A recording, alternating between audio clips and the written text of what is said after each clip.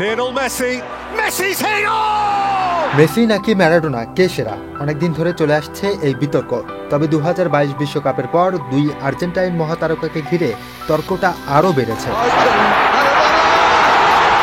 Maradona আর্জেন্টিনার 1986 বিশ্বকাপ জয়ের নায়ক। প্রায় একক কৃতিত্বে মুগ্ধতা ছড়িয়ে আর্জেন্টিনাকে বিশ্বকাপ জেতান ম্যারাডোনা।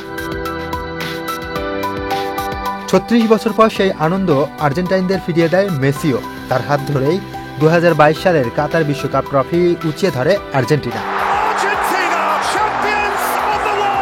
এই দুই মহাতারকার মধ্যে সেরা বেছে নিতে দ্বিধায় পড়তে দেখা যায় আর্জেন্টিনাদের।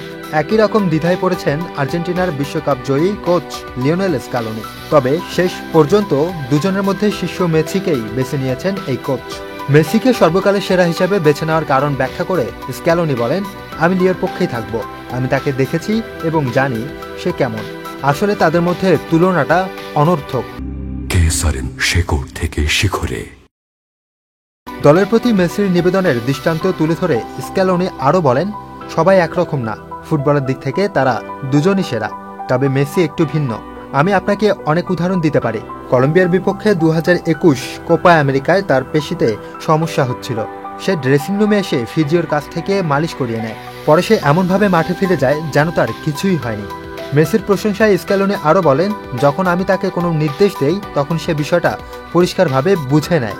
সে নিজেকে কখনো আলাদাভাবে জাহির করে না। অন্য প্লেয়ারকে নিজের জায়গা থেকে সঠিক নির্দেশনা ও তাদের মতো করে খেলতে সাহায্য করে এবং সে কখনোই দল গঠনের বিষয়ে হস্তক্ষেপ করেনি।